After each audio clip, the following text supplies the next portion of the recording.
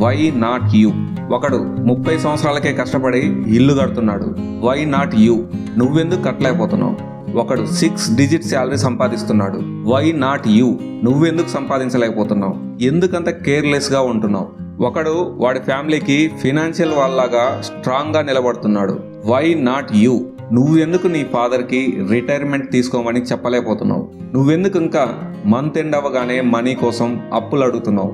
అందరిలాగే నీకు బ్రెయిన్ ఉంది, నువ్వు ఆలోచించగలుగుతున్నావు, నీ ఫ్యూచర్ కోసం నువ్వు కలలు కనగలుగుతున్నావు, నువ్వు అనుకుంటే నీ లైఫ్ని నువ్వు మార్చుకోగలవు.